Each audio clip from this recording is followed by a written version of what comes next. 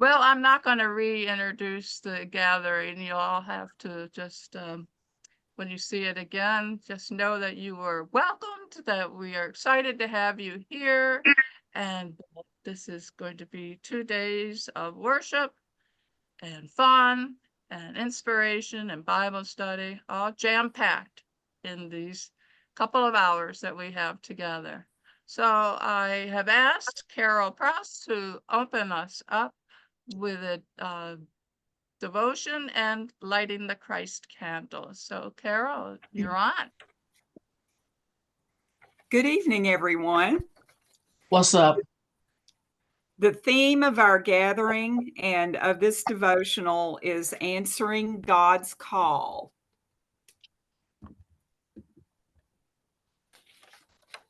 With thanks to Jane Korvemacher, an anonymous blogger, Dan Shute, 1 Samuel, and the PW Purpose, how do we answer God's call?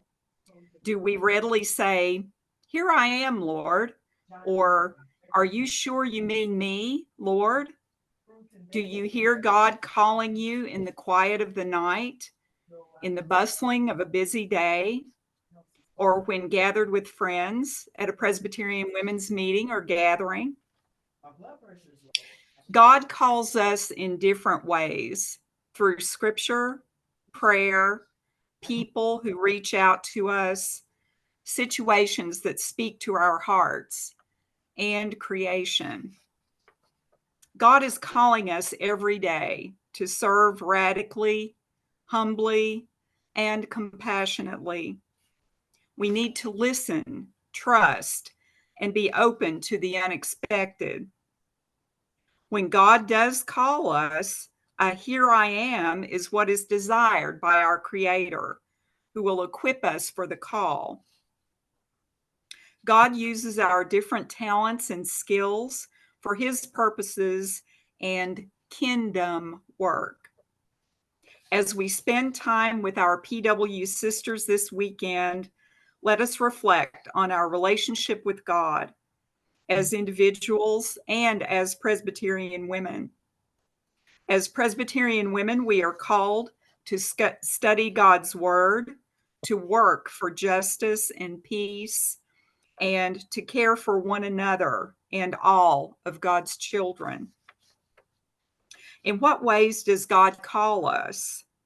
Who are the people God uses to get our attention? Perhaps some of them are on our computer screens this weekend. Do we recognize God's call when God calls us? How do we respond? When we do respond, remember to love God, to pray, to be brave, and to give God the glory. Please join me in the prayer. Dear God, may your Spirit stir us to listen, to respond, to trust, and to serve with boldness, all the time holding your people in our hearts. Amen. Thank you, Carol, for that opening for us, getting us into the mood of the gathering, answering God's call. And thank you for answering the publicity of this gathering. We are really thrilled to have you with us for the weekend.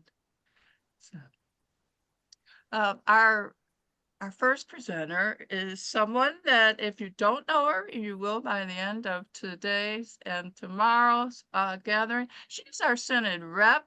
She's been serving us wonderfully for 3 years. We couldn't be prouder and more excited to watch what Adrienne has been up to in our midst here in the Synod of the Mid-Atlantic, but also all the wonderful things that she has done at Churchwide. That is what our Synod rep does, is that they represent us at Churchwide on the PW board board. So I'm not used to that terminology, even though it's been around a while. But when you read her report, when you open up the business meeting agenda and report, she was just the energy off of the page that of Adrienne's report puts the rest of our reports to shame. But that's just who Adrienne is. She is an Energizer bunny. She helps wherever she can. I'm not sure I would have survived this 3 years, especially in the technology end of things, without Adrienne's help. She's been indispensable as our Synod rep and as a member of the CT team. So without any further ado, I present to you Adrienne Knight, Synod rep, who went on USAME. It's all yours, Adrienne. All right. Can you hear me? Yes. All right. Welcome. Thank you so much. All right, Nancy. I don't know if I can live up to that. You sure that wasn't my twin or someone else? That was not me. All right. And then I see Susan Jackson-Dowd. Oh no, I'm afraid. And also I saw Carissa over there and now Pam. Yes. Oh my goodness. What am I going to do? But anyway, it's a pleasure to share. I'm not sharing the whole week with you. I'm just going to share some highlights because I want you to invite our USME ladies to one of your gatherings. If you have not done so for the spring and summer and fall, we are still available and we are willing to come. So today, since I only have a little bit of time, I picked out some highlights for us to review. Does everyone have their fork? I know that's a strange thing to ask. We're not having any snacks. I'm not sending Uber to your house to have a dessert. This fork is a strange thing because Adrienne, as Nancy said, can bring some life to certain things. If you've had, I'm glad everyone I see with their forks, they paid attention to Nancy. All right, I will start to share and I'm going to close my video because sometimes Zoom doesn't work with my video and me talk and the share.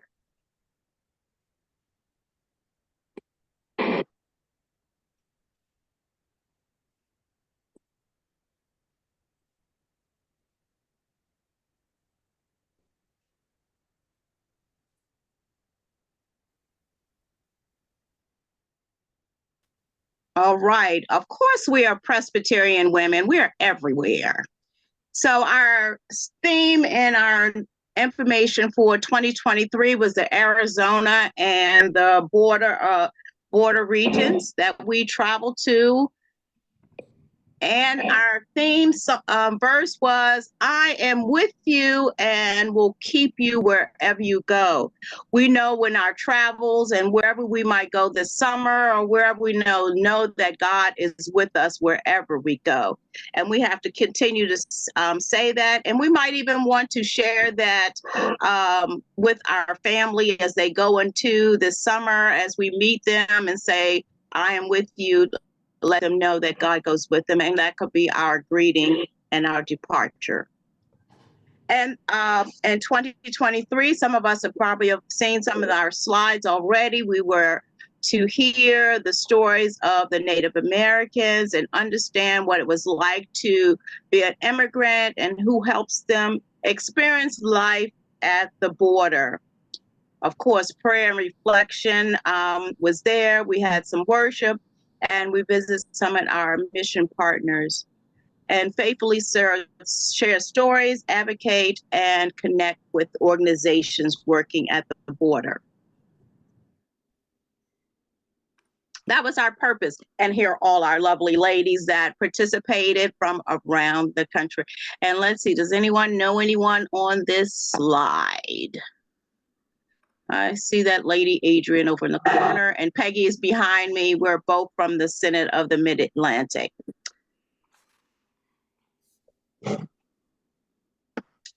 I put this slide, it wasn't part of the original, but what does home mean to you?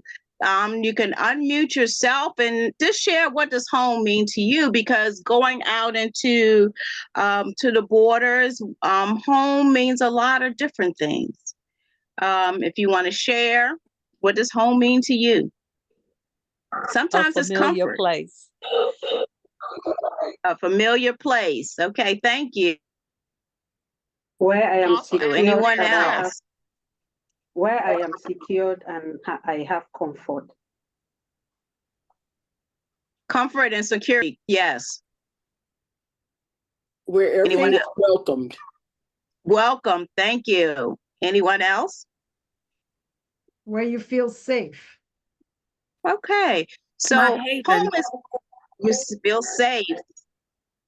All Where- right. A where place where everyone- you feel safe. I think there's an old line where everyone knows your name.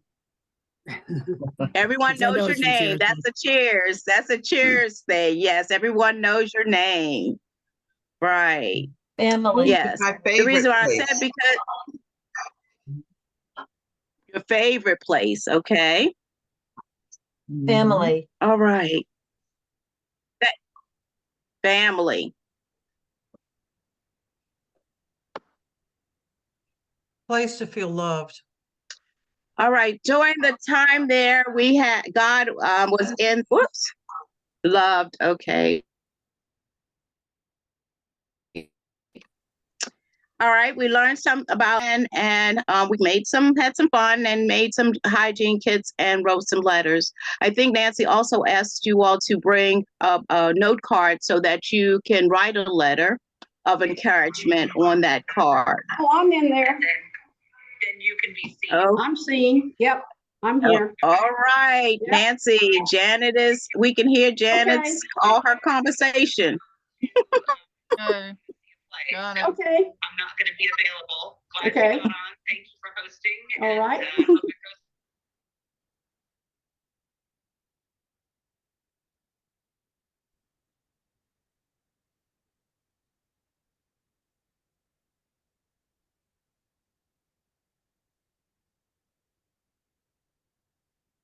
Okay. Problem All is, right. when I did that, we lost You- Adrienne too. Right, I'm back, but just hit don't mute all, hit their name. That will help us not mute everyone, but that's okay. I can unmute myself. All right. I have a letter here when I asked you about home. This is from one of the persons we met while we were there. And one of the ladies asked them, what would you like to share about the group or to the church members here in the U.S. about your experience? 2 years is when he arrived until now. This is what he got. He was sent to Las Vegas, and this is what he said. My journey to the U.S. is something that once done, I wouldn't advise anyone else to do, especially women and children, as many were in my group. But my journey came in a time in such despair that I would rather risk my life than risk my future. I made a commitment to myself that if I were to have children one day, I wouldn't be in a place like Cuba.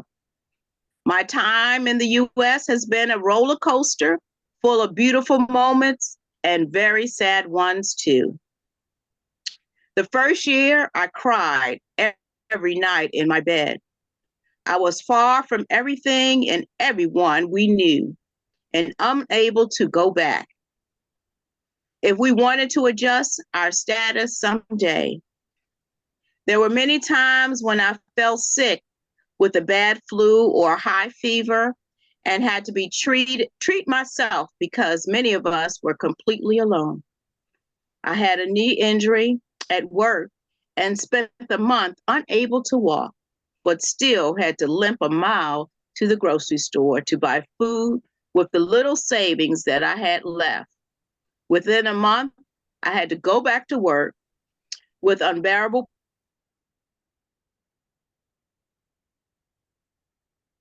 pain because I had no choice. All the limbo, no employment authorization, extremely underpaid and working more than 12 hours a day. So if I were to say something to the women of the church, it would be this: value your country with its ups and downs. This is a place where sooner or later, if you work hard, you can fulfill whatever dream or goal you set for yourself. Value this because most of the things you take for granted every day only exist in many immigrants' mind and dreams, but especially value your freedom. Freedom is the most important thing a human being can possess. And that was one of the persons that we met that sent the letter back. And I shared that before. I shared terms and definitions because sometimes we get confused or we hear things, words used interchangeable. So visa is a document that authorizes an individual to enter the United States. You see this permanent immigrations up to 675,000 individual annually. Family sponsor fewer than 500,000. Employment sponsorship 140,000. All right, status. Having permission from immigration authorities to be present in the U.S. You probably see these a lot in the news and on, documents. Lawful permanent resident, an individual who has legal status to remain in the U.S. Naturalized citizen, an individual who was not originally a U.S. citizen but meet the criteria to complete the process to becoming a U.S. citizen. All right, these two, refugees and asylum seekers, sometimes they sometimes are used interchangeably, but they're not. There is a difference. A refugee is a person outside of their country naturally who is unable or unwilling to return because of prosecution. Asylum seeker, a person who presents at the U.S. border asking for legal residency and protection to a well-founded fear of persecution. So see those two definitions so you don't know. A refugee and asylum seeker differs, and the asylum seeker makes their claim for status after they enter the country where they are seeking refuge. And a refugee is granted status while outside of the country. All right. Now, get your fork. This is where you need your fork. Everyone have their fork? When we were at the border, if you will hold your fork up to your face, I've said, this is the way we're looking on the other side of the border. See how that's me in the purple shirt. And if you hold your fork up, that's all we can see. You have to either look on one eye or the other to see across from the border. So I asked for a fork because if you've never been to the border, this will help you to visualize what it's like to look from one side to the other. This was our tour. And as you can see on the lower right-hand corner, the border patrols are there. The barbed wire is there as we're walking. This is us walking the border and just looking to the other side.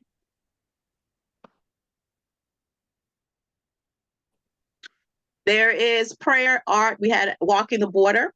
And this is, we're standing on the one side, on the US side. I think that was it, I think we're on the Mexican side. Looking over to the, and on the Mexican side, they decided to do some art on their side. So it doesn't look like rusted, like if you see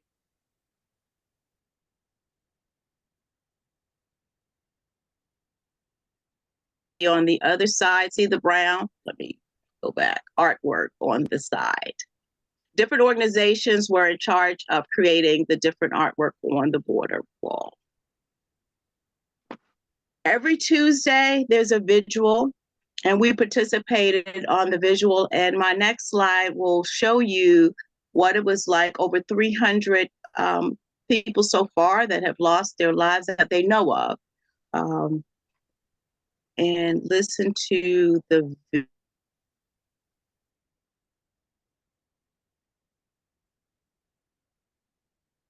video if it starts to work.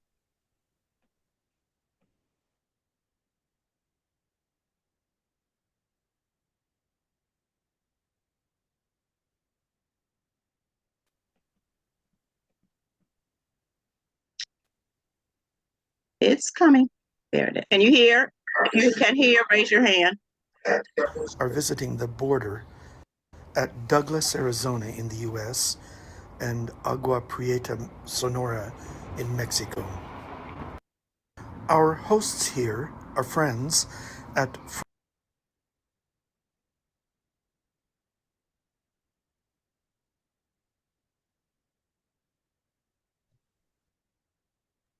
Frontera provides support to migrants.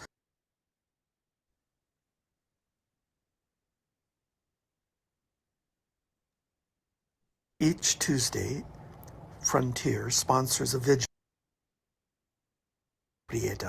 on their search for a better life. This vigil was on October 17. Presente.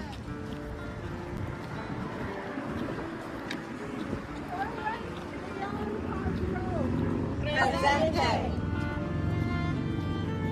Gloria Soto Madriga. Presente. Lopez Fernandez. Presente. Presente.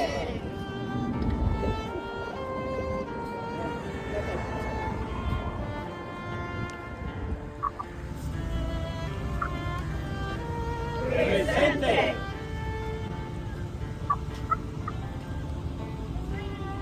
Presente. The vigil ends when the group gathers and collectively recognizes 3 people whose lives were lost. For reasons we can only imagine, Jose came north, came to the border looking for something. He crossed the border, but his hopes and his dreams died with him in the desert. We affirm today that Jose Luis Cruz Valencia is beloved of God and made in God's image.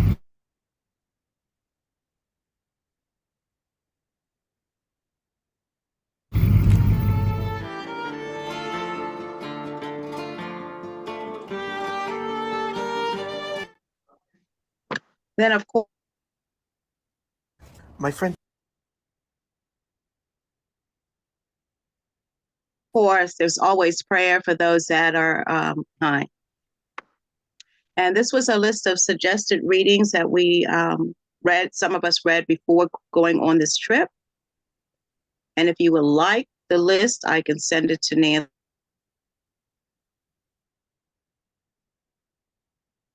and have her send it out.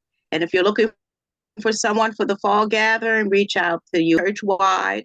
Some of my fellow USAME folks will be there to do a presentation much longer than this one. So let me stop sharing. All right. Adrienne Griffin, did you have your hand up just to say that you could hear? Yes, I did. Okay, thank you. You're All welcome. right. All right. So that's USAME in brief form. So if you would like to know more, church-wide is available, and also we're still available to come out for a longer presentation. And let's hold up our forks again. So tomorrow or later on when you have your snacks, hold it up and say a prayer for those that have lost their lives and those that are trying to cross in the desert the rest of the week, or for whatever time you open your, pick up your fork, pray for those that are at the border. Amen. Okay. All right, Nancy, take it away. All right. Thank you so much, Adrienne. If somebody has a burning question for Adrienne, we can address it. Otherwise, we'll move right along. But does anybody have something that they you could drop it. You could drop it in the chat, and I'll get it. Just send it directly to me, and then you can move forward. All right. So, all right. Well, Adrienne, thank you so much. And also to Peggy for representing us over there in the border. So that was a powerful trip. I can tell it was. So thank you. And what a very timely trip and a very timely presentation as we move into this next season in our political discourse. I'll drop it there. But our next person on the list is somebody that for many of you does not need an introduction, but since we have 40, possibly 40 people that may not know Susan Jackson-Dowd or who this person is. But so our next speaker is Susan Jackson-Dowd, who is our Executive Director of Presbyterian Women, Inc. And she has been with us for 30 years. How is that possible? I mean, that's that, she's about is doing this as long as my son has been around. So that's a long time. So she is just an indispensable resource for all of us. She's inspiring. She's knows where to go and how to tell us where to find things. She's got a great team of people in Louisville working with her, and I believe one of them is on the screen, is on the call too. And it really is not a summer gathering if you've all been to Southern summer gatherings, and to have Susan and Carissa. They are a dynamo team. So Carissa is here on this meeting for this evening as well. And Carissa is that person that will give you those supplies. And when you order your Bible studies, she will make sure that you're getting them. And any questions, and she wants your stories too, ladies. If you have a wonderful story about being a PW or being in the midst of PW, send them to Carissa. They end up in the Horizons or on our Facebook pages. Just these two are like Team PW, and I can't say enough great things about them. And I want you to clap, shake your screens, whatever you can, as we welcome Susan Jackson-Dowd to the Synod of the Mid-Atlantic. So please, Susan. Thank you so much, Nancy. I always feel so welcome. I've said all the time that Mid-Atlantic is like my adopted synod. I'm closer to the Synod of the Mid-Atlantic than I am to my own Synod of Living Waters. So I am delighted. It's always my joy to be among you and to bring greetings from the PW Board of Directors, formerly known as the CCT. I know that can be a little confusing. I stumble on it too. And from the PW National staff, including Carissa, who is with us tonight. Kathleen Kiefer, Vice Moderator, I think is also with us. I haven't seen her on the screen yet, but I thought she was going to be here. So tomorrow. It's tomorrow. Okay. Well, anyway, you'll enjoy Kathleen as well, but we are all just delighted to participate with you in your gathering. And I do understand that you have many first-time folk joining the gathering this time, so welcome to all of you. We're glad that you're here, and do feel free to be in touch with me through the chat or contact me later. I'll put my contact information up in the chat if you have any questions or there's anything I can help you with. So this is going to be quite a summer. On June 24th, I leave for the General Assembly in Salt Lake City. I'll get home on July 3rd. That's a long trip. I don't take them that long anymore. Used to, once upon a pre-pandemic time. So the PWED, which is currently me, and the National Moderator represent Presbyterian women as corresponding members to the General Assembly. Corresponding member means that we have access to the Assembly through voice but not vote, and that's okay. We know that we can raise our voices to be heard, and it can be hard to ignore. Also, PW helps support the Women of Faith breakfast at the Assembly, where 3 award recipients are honored for their achievements. Your own Pam Snyder, she's on the call for sure, served as chair of the selection committee for a second time. Pam's very popular in the national wings. She and I will participate as leadership during the breakfast. We're not quite sure what this looks like, just a few weeks out, but we'll get there. The 2024 award honors women who serve beyond the parish, and that's a lot of Presbyterian women certainly in that role. And the big news here is that Letty Heredia, who is the Hispanic Latina member at large on the PW board, has received a Women of Faith award. Presbyterian women have received awards in the past, but this honor has come really close to home for us.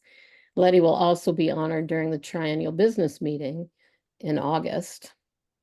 So if this is not enough, Pam is a GA commissioner, serving as a vice moderator of the General Assembly Committee. Are there folks who have served as commissioners? You can wave at me maybe if you've done that.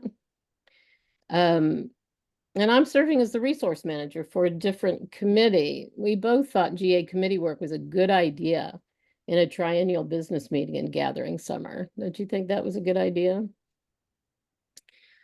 Speaking of gathering and more amazing women, Katrelia Hunter and Nina Khoury are leading a national racial equity dialogue program as a churchwide gathering pre-event. All 16 synods were invited to send 2 representatives to the training. Most synods are sending women who will be trained and then return home to create a similar program in their synods. Mid-Atlantic is the only PW synod that has sustained this national program since its creation many trienniums ago. So deep thanks for your diversity, equity, and inclusion work and for providing a model for this critical ministry. Katrelia and Nina will also provide a workshop during the gathering open to all participants. Presbyterian Disaster Assistance, PDA, will also provide a 2-day pre-conference event to gathering attendees who are interested in being trained to help presbyteries and congregations in their area develop preparedness plans to reduce the chaos that occurs during a disaster. Some of us have been trained over the years, and it's really informative and helpful, I think. What I like about this is PDA knows where to find a network to work in the congregations. So it comes to Presbyterian women when it needs help reaching the congregations. So the churchwide gathering, which I've talked a bit about, will celebrate the powerful impact of the women's organization of the Presbyterian Church USA with the theme, Do Everything in Love, which is based on 1 Corinthians 16, 13, 14. Daily plenaries will reflect various ways we are called to love. Some of the keynote speakers are the Reverend Cindy Coleman, who has served as a GA moderator, co-moderator in 2018. Reverend Youngmi Sue Morris was minister. Whose ministry includes pastoring churches, chaplaincy in hospitals and hospice, and street chaplaincy with unhoused people. Youngmi has served on the board of directors. And also the Reverend Laura Heifetz. Laura's from the Pacific Northwest. Her ministry spans social justice advocacy and theological education. Laura's also served on the PW board of directors. Are you starting to see a trend with our gathering presenters? Also, there'll be Bible study. The Reverend Dr. Patricia K. Tull, who you'll hear from tomorrow, Reverend Dr. Rochelle Hunter and Dr. Veda Pendleton will overview their Bible studies. Mission co-worker Christy Boyd and bivocational pastor Reverend Evelyn L. Torres Ramirez will describe the impact they have witnessed on PW's historic birthday and thank offering grants. When the gathering concludes on Sunday morning with worship, Reverend C.C. Armstrong, who's the associate pastor of St. James on James Island in Charleston, South Carolina, will preach and co-preside at the table. Along with Nina and Katrelia's workshop will be 30 others, including the USAME workshop and Adrienne. Workshops will focus on Bible study, justice and peace, mission, and building community. There are 16 churchwide gathering leadership development grant recipients going to the gathering from Mid-Atlantic. Well done. We have a few more grants which cover registration. They'll be available. Registration is open until July 7th. So if you're not registered, it's time to do that. If you're having trouble registering online, there is now a downloadable form that you can fill out by hand, put a check in it, and send it to the lockbox. So we were thinking we would be all online, but some folks are needing a paper form, and that's okay. We've provided that. I'll put it in the chat in case somebody wants to use that. So we can't get to the gathering until we have the triennial business meeting. All are welcome at the business meeting. This triennium is especially meaningful for the Synod of the Mid-Atlantic. Anyone know why? Nancy knows why. She said, who wants to shout that out? Voting representatives will be electing and installing your own Pam Snyder as the national moderator. That's pretty great news, right? Kudos to Pam. We are very excited. You'll be hearing Trish overview Let Justice Roll Down, God's Call to Care for Neighbors and All Creation tomorrow. And I'm really excited and also relieved to tell you that all the support pieces for the Bible study are now available. Regular and large print, English, Spanish, ecumenical, the DVD, the audio, the workshop for leaders, and even a charm based on the art pieces from the study. And even the blog for lesson 1 is posted. So everything you need for the Bible study is available to you. Joyce McKicken Walker will present 2 workshops at the Montreat Women's Conference in August because Trish and the rest of us will be in St. Louis. Is anyone going to Montreat Women's Conference? You can tell me if you are, it's okay. But if you go, do let them know that they shouldn't schedule the Montreat Women's Conference during the church-wide gathering. A few days ago, Carissa posted a quote from an article I wrote for the September-October 2023 issue of Horizons. If you don't subscribe, you're missing out. And there was my Horizons commercial. You all know I can't resist that. I was surprised to see the post on Facebook and happy to see people have shared that post widely, including Nancy. The idea I quoted is based on, that's quoted there, is based on Ecclesiastes 4:12, which says a cord of 3 strands is not easily broken. PW's foremothers wove together these 3 strands. You see it in our logo: worship, Bible study, and outreach. Those strands, bearing the weight of years and unimaginable change, sustain our organization. Each of us in every PW ministry and every moment PWs gather to live out our faith is a critical thread in those strands. This tapestry illustrates my favorite PW talking point. We, Presbyterian women, can do what we do because we are a community. We are a network. Each individual woman participating in the purpose of Presbyterian women has an impact, but when we work together, that impact multiplies exponentially. One prayer, one lease coin, combined with others, becomes a symphony in God's ears and creates a financial resource that reaches thousands of women and children around the world. Much of PW's work is this way. Our offering program, for instance, the thank and birthday offerings, have transformed lives around the world since 1922. This is work we do together in community. This year, the Synod of the Mid-Atlantic has received 2 thank offerings. Did you know this? First, it's Voices of Jubilee, Crossing Borders, accompaniment in the Presbytery of the James for $37,160.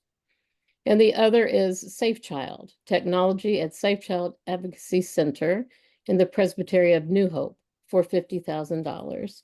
Well done, James and New Hope.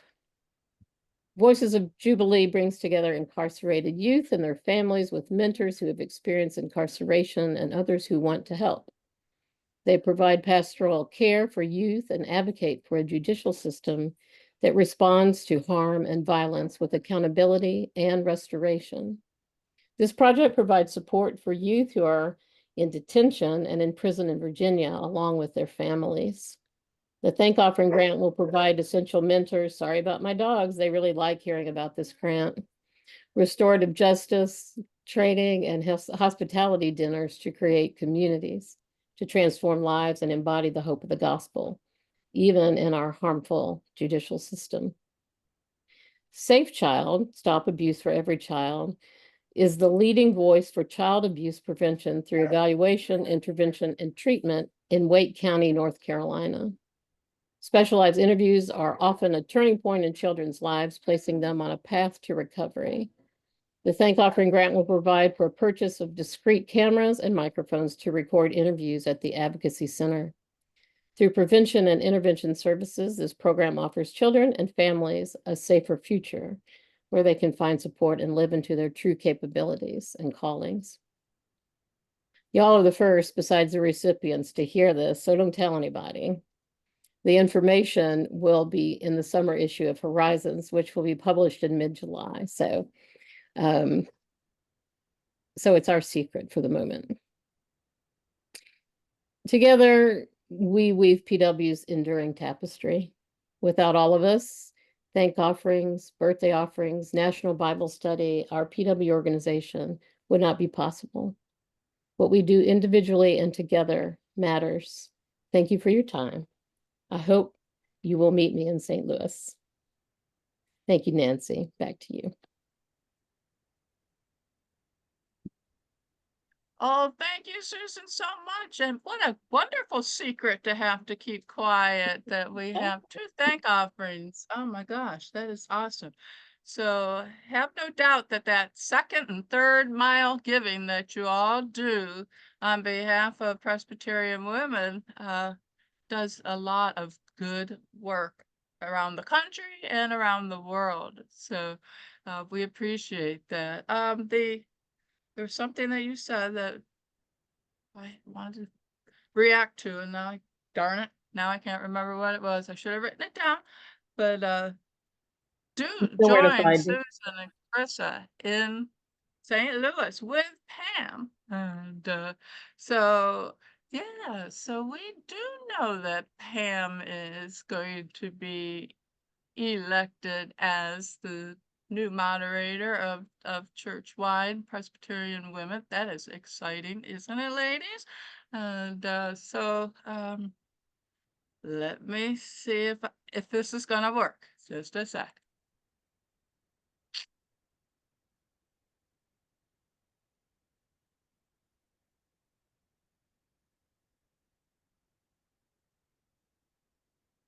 Everybody seeing it?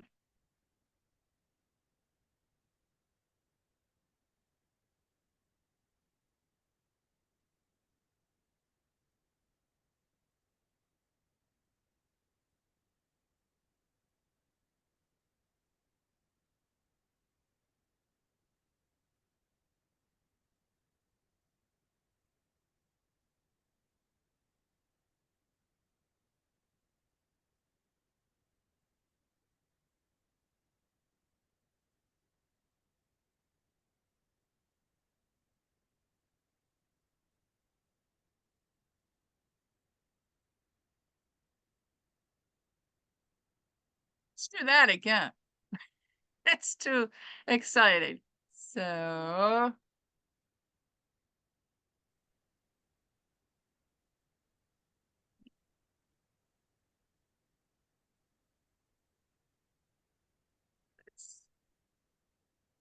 here we are.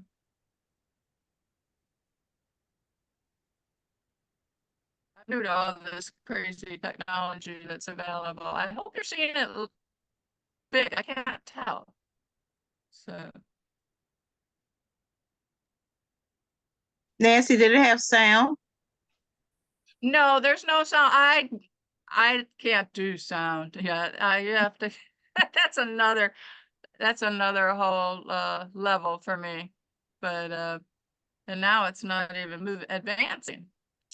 But Pam, I'm gonna get off the share. How do I find you guys again?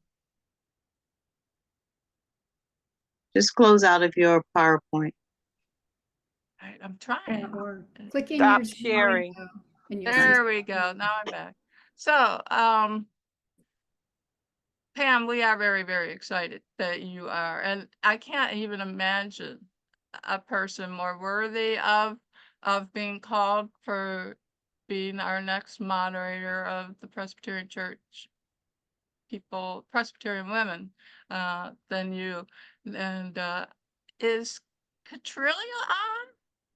She was driving. Yes, she and she didn't is. know whether she could make it Yes, on she or not. is. Is she on the meeting? Yes, she. Yep, I can hear her. Yes, yes. It's another one of the Synod of Mid-Atlantic's moderators of church-wide. So I thought it would be kind of fun for Katrillia to give Pam some words of wisdom or humor or wherever that goes. Good evening, So- everybody. Hello, Pam, my friend. How wonderful it is to know that you are going to be elected for the next moderator of Presbyterian Women Church-wide. That is the most exciting news that I had heard when I saw it a few weeks ago. Of course, I congratulate you as well. You are in for a real treat. I have to tell you, though, there's a whole lot of work attached to it. And Susan Jackson-Dowd will work you to death. So you have to watch her. And Carissa, too. But Pam, we all wish you the best. I never shall forget that when I was elected moderator, I believe that you escorted me to the stage, Pam. And now you get to do that yourself. Congratulations, dearest.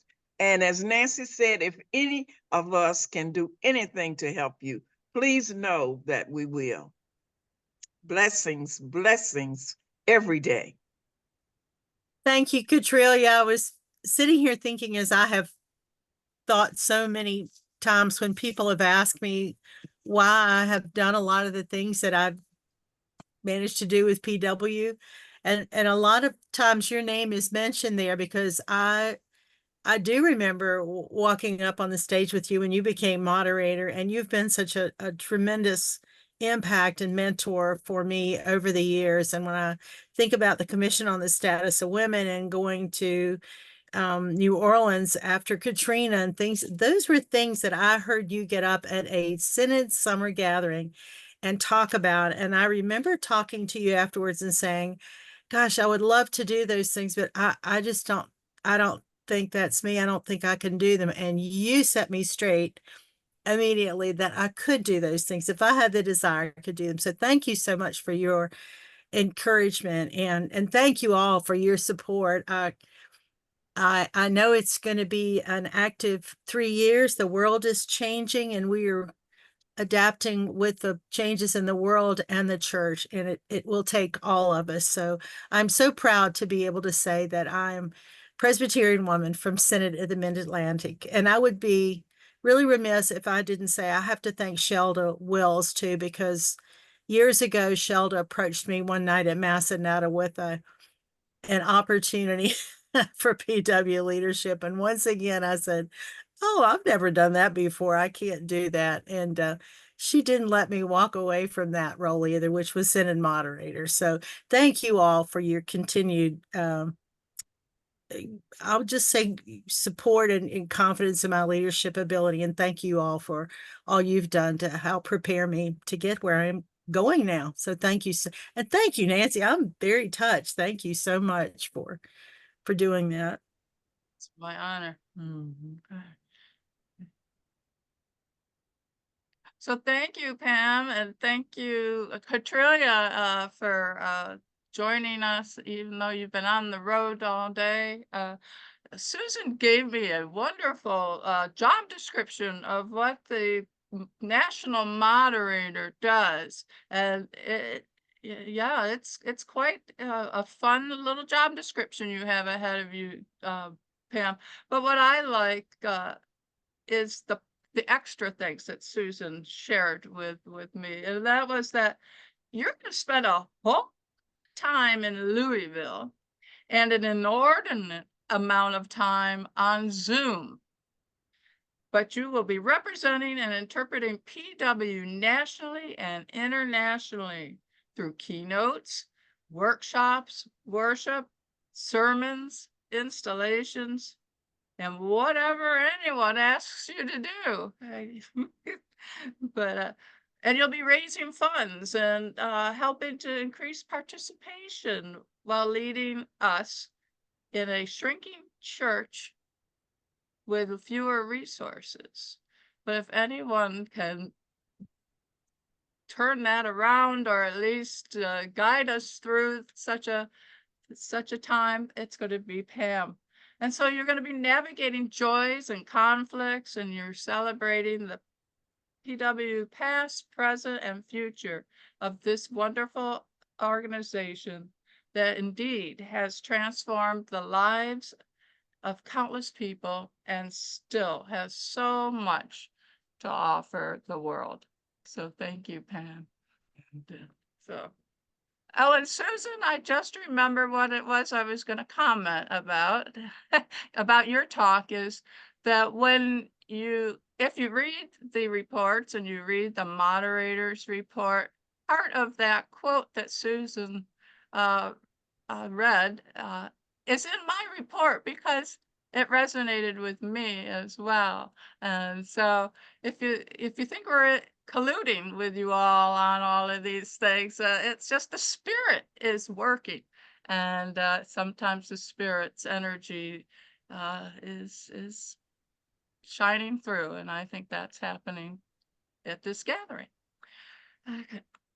So you guys are like awesome with the timing here. I thought for sure we'd be going helter skelter on this, but yeah, I didn't know what to call this little celebration of Pam, but a little something extra was all I could come up with, and so I'm glad.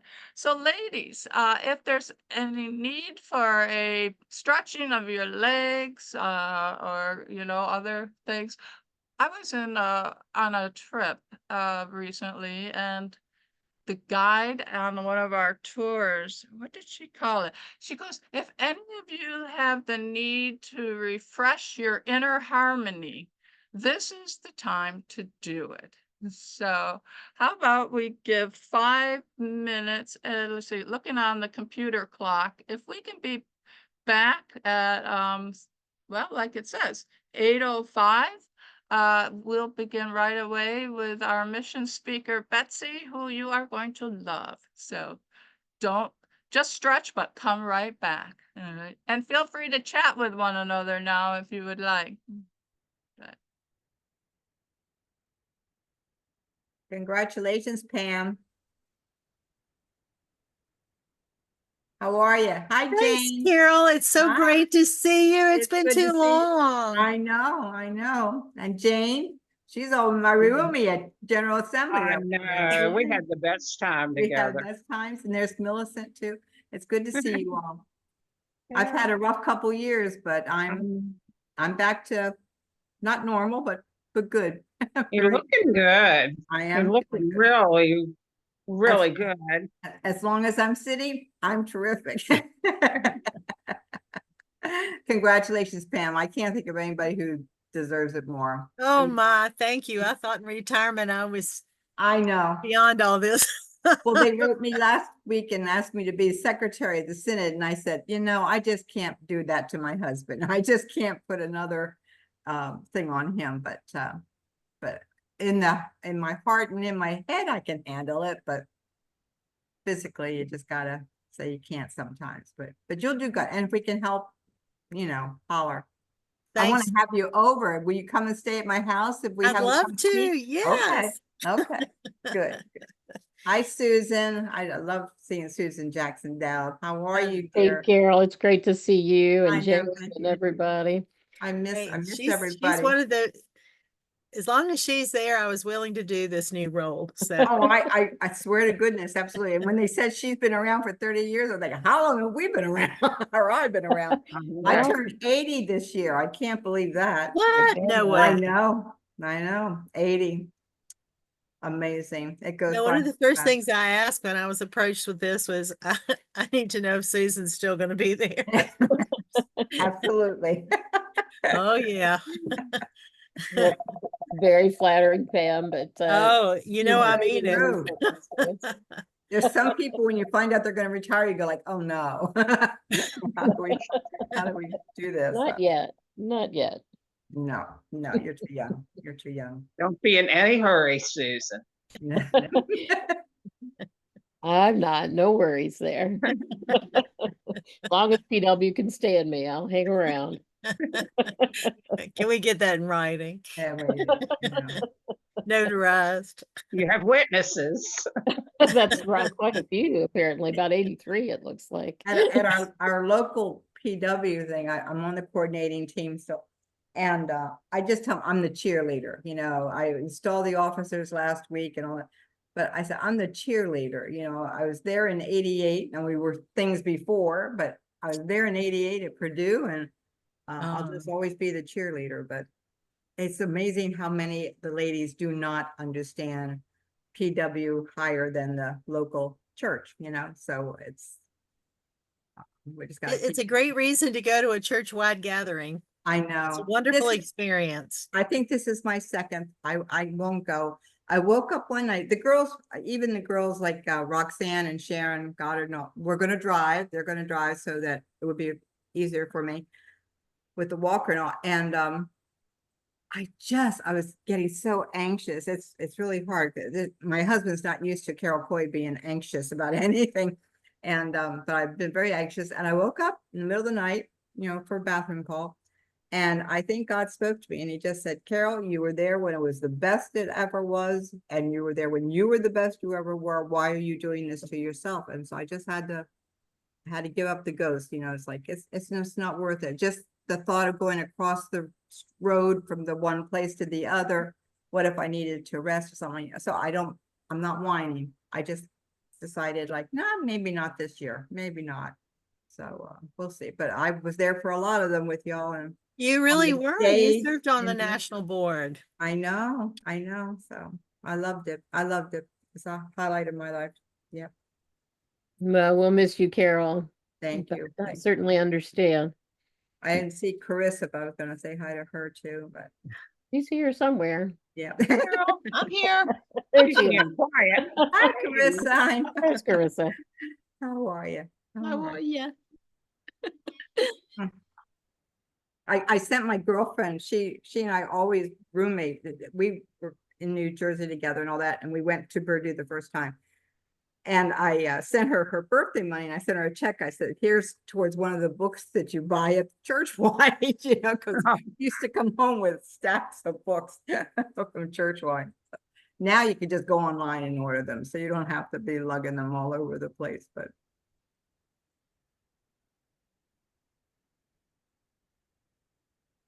hi, Adrienne. Where are you? might Miss be Jan McGilliard. Jan, are you calling this Adrienne? There's two of us. We are the Beltway Adrienne. Adrienne Knight knows me. All right. Hey, Jan. Yes, we call ourselves the Beltway Adriennes. National Cap. Where's my Beltway Adrienne? There she is. National Cap Adrienne. I'm here. Adrienne Knight, are you going to Churchwide as well? Because yes, we're gonna have to take our picture. The Beltway Adriennes are gonna be in the house. Two Adriennes together again. Mm-hmm. Two of them together again. Yes.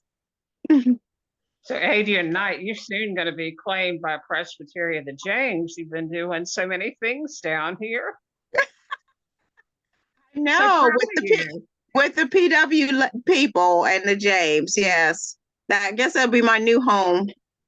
Well, we sure did appreciate when you came to Camp Hanover. Oh, Kathy, there you are. I was like, I heard the voice. Yes. We really enjoyed it. It's really hard to interrupt the conversation and fellowship that you all are having, but I'm going to anyway. So I have seen that our mission speaker, the Reverend Betsey Moe, is on this gathering now. And Betsey, I have made you a co-host, so you'll be able to share whatever you have to share. So I'm just really excited to have Betsey here with us. I met Betsey 2 years ago when I went to Guatemala with the Newcastle Presbytery Guatemala Partnership team. And she just, I don't know, she's just one of those people that exudes friendship, hospitality, the the Guatemalan people. She has a wonderful rapport with them. She served as our translator when we went places, but it was just when you'll see it, you'll see the glow and the enthusiasm that she has when she interacts with the Guatemalan and particularly the women, because that's what we spend most of our time with, is with the Guatemalan women, the women, the non-women, and the indigenous women. And oh my gosh, Betsey was just indispensable for our team. And just, I couldn't wait to be able to share her with all of you. And her love and now my love of Guatemala and the people of Guatemala. You can read more of her bio in the booklet that was sent out, and you can still read about her on the Presbyterian USA website as well. She has been the mission partner for the church in Guatemala. So I'm going to put the screen on to speaker, and please warmly welcome Reverend Betsey Moe to our meeting. Thank you, everyone. Betsey. Hello. Thank you so much for that introduction, Nancy. It's an honor to be here in this wonderful group of women. And I know that so many of you have a heart for mission in your own communities, serving the people around you, whether it's in your families, in your circle of friends, in your community, in your churches. You are doers. And so I know that we all kind of resonate with stories about mission. I'm going to share my screen here and get this going. Okay, I know that that you all are focusing on answering God's call on this for this gathering, for your spring or for your summer gathering. And so I have kind of framed what I want to share in terms of my own call, my call into being a mission coworker, and my call just into the life that God has for me. So I'm going to talk about that. I don't usually talk about my own call. Usually at a gathering, I come and I talk about SEDEPCA. I represent the organization that I work for, which I'm super passionate about, but I'm going to do that later. So the first part of my sharing is going to be about my own sense of call. And I know that whenever stories are shared, we tend to find those pieces of the story that we resonate with. And I really hope that that happens for each one of you, that as you hear my story, it's not just about me, it's about what God is calling each one of us into, deeper into service and into a relationship that's transformative in the lives of people around us. So I put Elsa here on the front, just as a little hint for what's to come. It shouldn't make any sense right now why I put Elsa on the screen, but that will become clear. Okay, can you all see what No, Betsey, we saw it for a couple of seconds and then it disappeared. Okay, here, it says resume share. I'll try that. Okay, can you see it now? No. And you have Okay, two. I'll start over. I'll start over with my. You had two of these dark gray blocks over part of the shared screen. That means some other app is open. Okay. I'll close what I can here.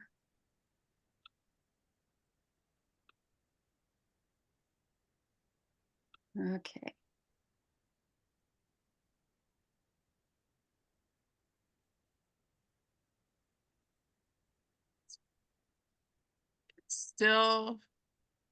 It's still just a black screen, Betsey.